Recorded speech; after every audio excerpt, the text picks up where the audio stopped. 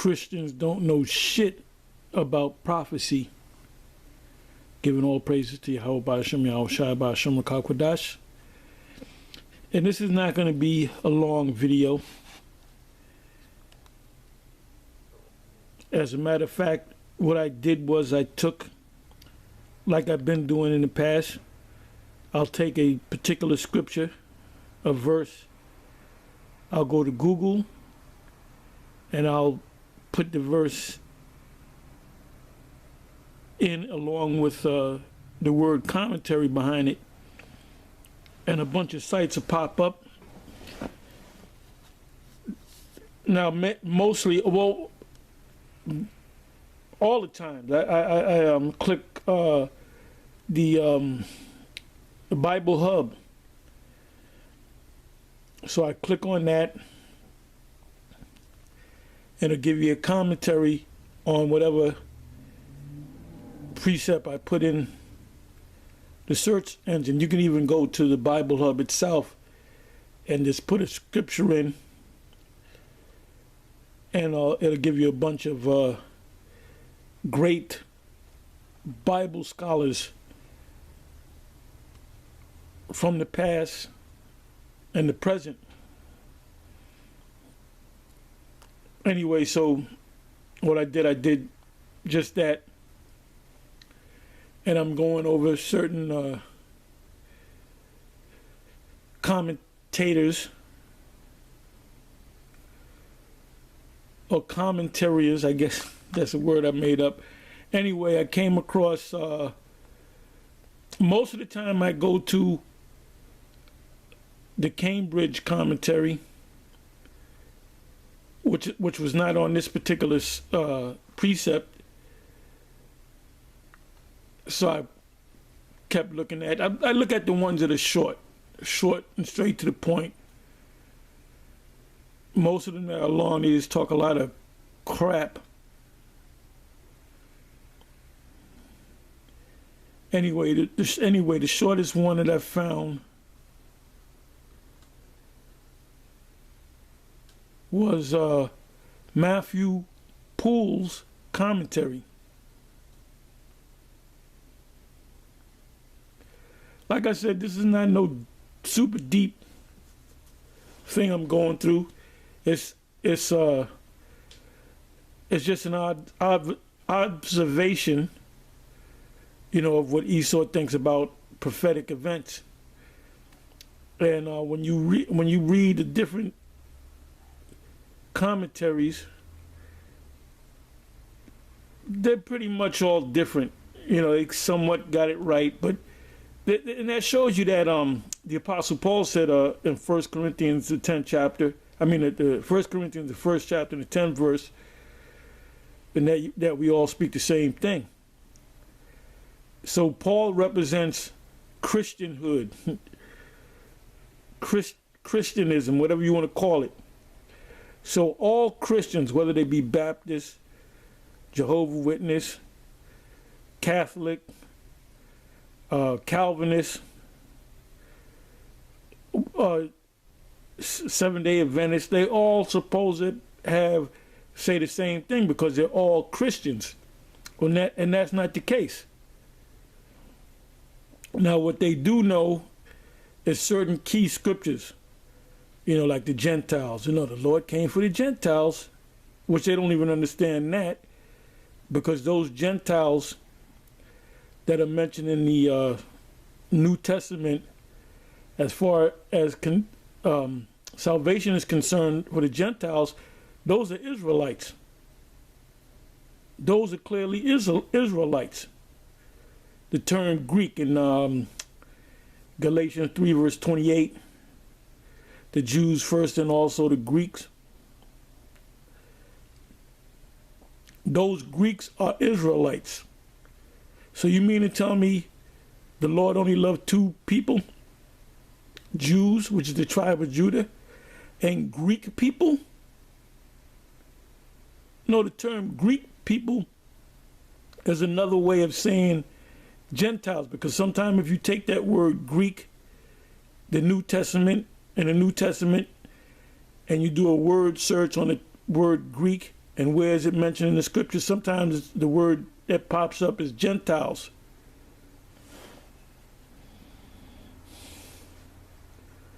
But anyway, let me deal with Daniel. Matter of fact, what the exact scripture that I put in, I believe I said that, Daniel 7 verse 9. Because in Daniel 7 verse 9, it goes into the Most High. And in this commentary, they say that the Ancient of Days is the Messiah. No, that represented the Father, the Yahweh. And now they're going to say some things, as you can see on the screen there. They're going to pretty much tell you that Esau's kingdom is destroyed. They know that this current world that we're living in, when the Messiah comes back, he's destroying this current world. We know that he's coming to destroy Babylon, but they'll say the current world system, which Esau, which they refuse to admit, because they know that they're Edomites. They refuse to admit that they're Edomites. They'll come up like vocab. Oh, the Edomites were done away with. Well, that's convenient. So who are these so-called white people today? Anyway, let me just read this. And like I said, anytime you deal with a Christian and you ask them, how many years, when did you find Jesus?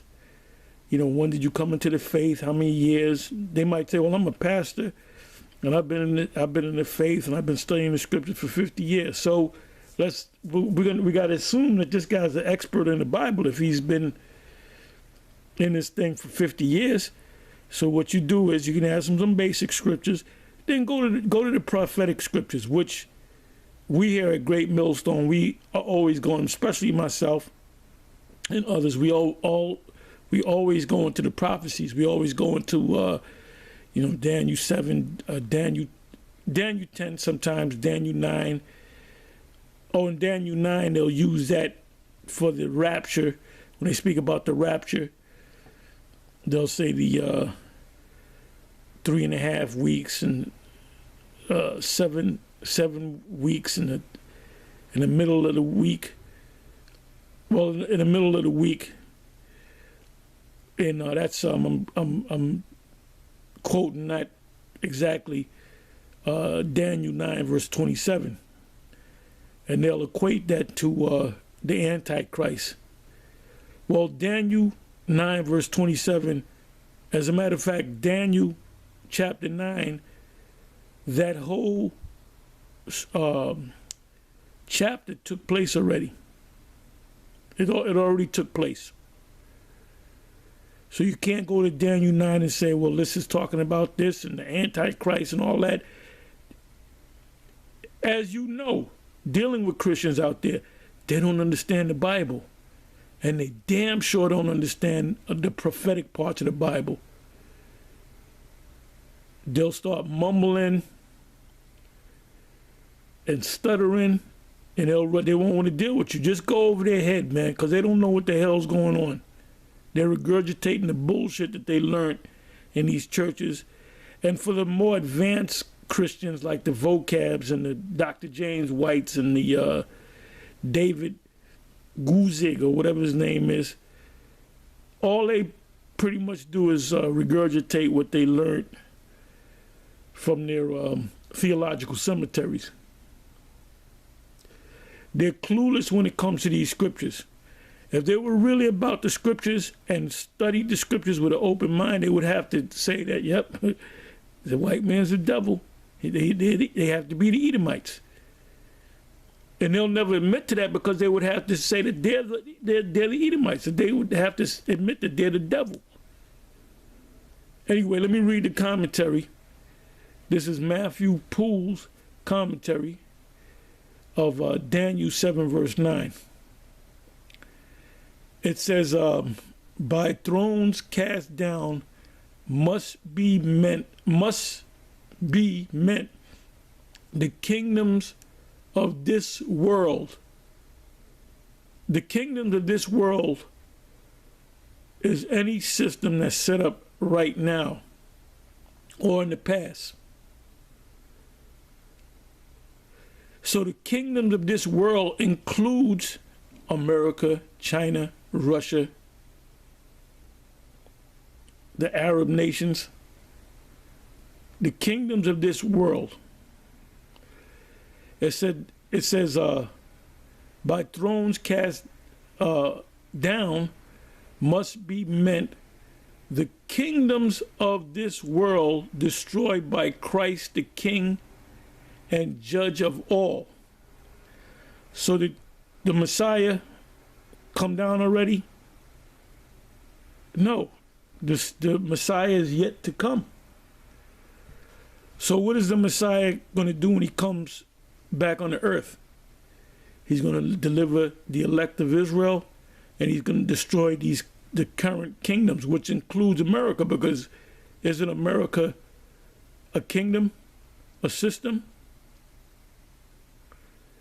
And they don't believe in the Most High. They don't believe in the Sabbath. They had this thing called the Sunday Sabbath. I remember at one time you had this thing called the Blue Laws, which happens in certain parts of New Jersey to this day, where they close down the stores. There's no stores open on Sunday. And I remember as a child, you had on Sundays everything was closed.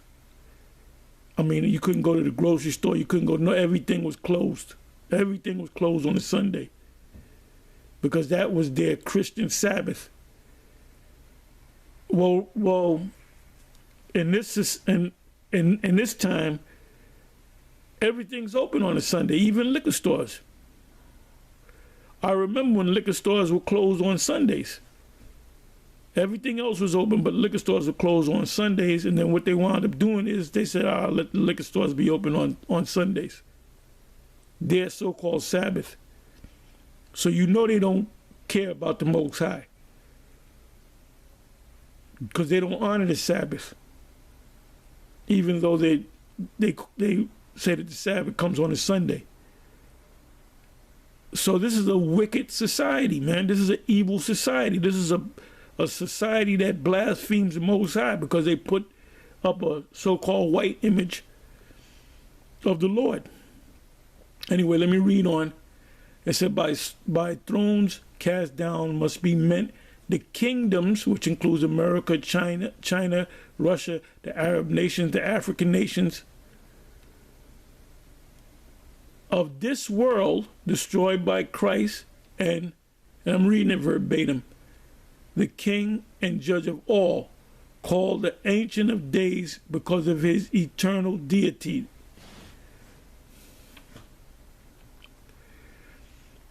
It says, now as you read down in Daniel, the 7th chapter, it said the Son of Man came to the Ancient of Days. The Son of Man represents the Lord.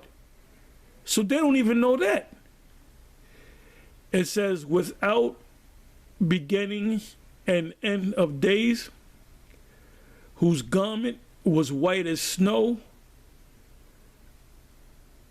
Thus kings, viceroys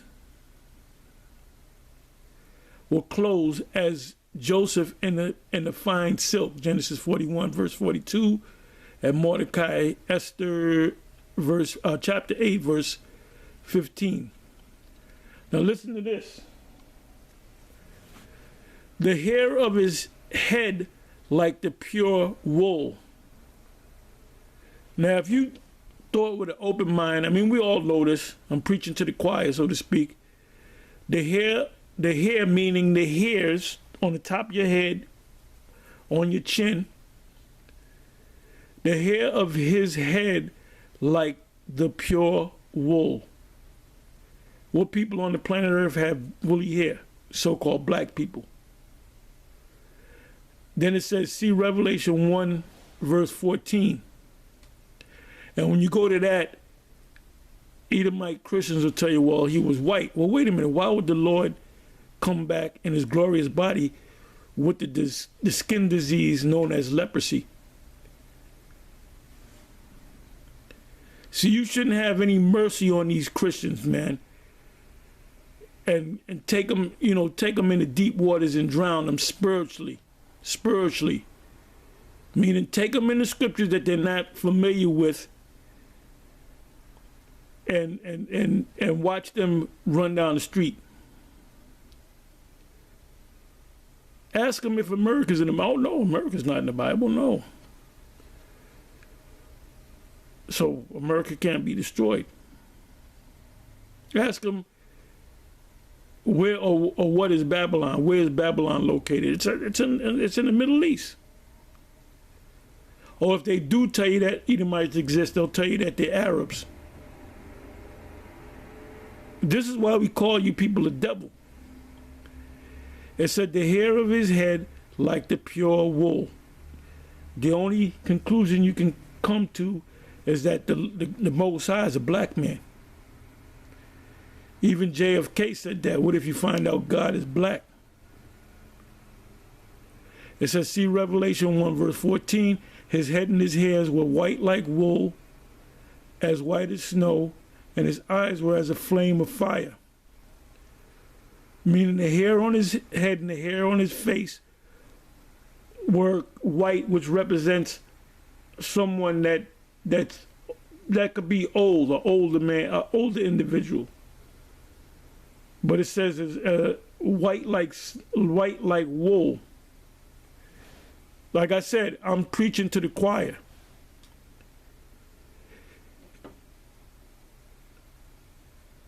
It says noting his innocence and righteousness in judgment, Isaiah 42 verse 4. Well, shouldn't it also represent that he was a so-called black man? It says the hair of his head like the pure wool. That's a black man, a so-called black man. It goes on to say his throne was like the fiery flame, which we know that this is talking about a ship, a UFO, if you will. This notes his majesty in judgment. See Psalms 1 verses 3 and 4, Malachi 4, Malachi 4 and 1, Revelation 19, 11 and 12. Revelation 19, 11 says, and I saw heaven open, and behold, a white horse, and he that sat on him was called faithful and true, and in righteousness he doeth judge and make war. That's Yahweh Shai. And he's not coming on a horse like Pegasus. He's coming in a gigantic ship.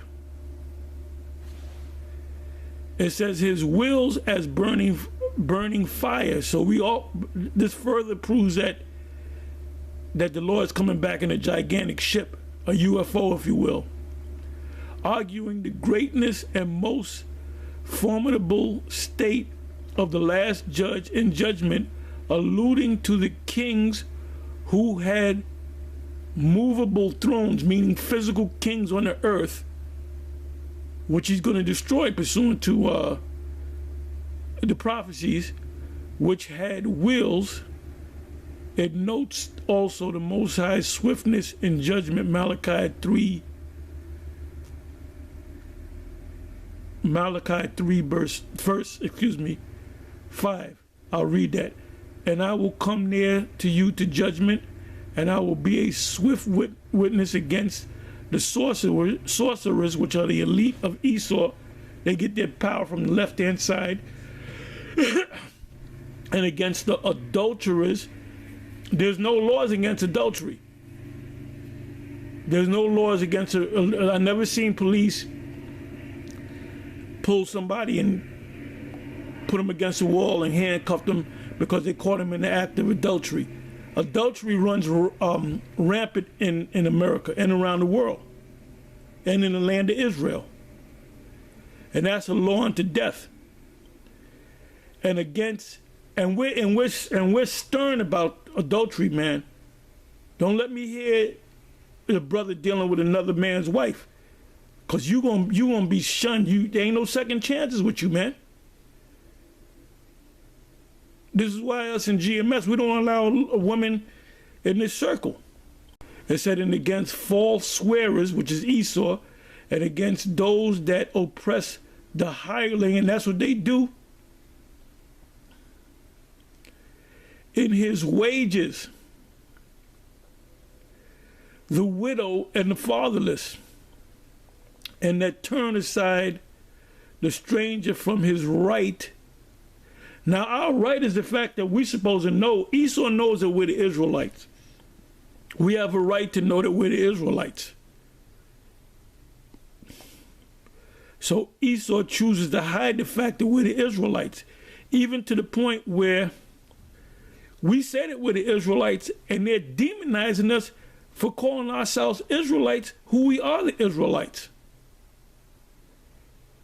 And I can clearly see why they're going to be Obadiah 1:18.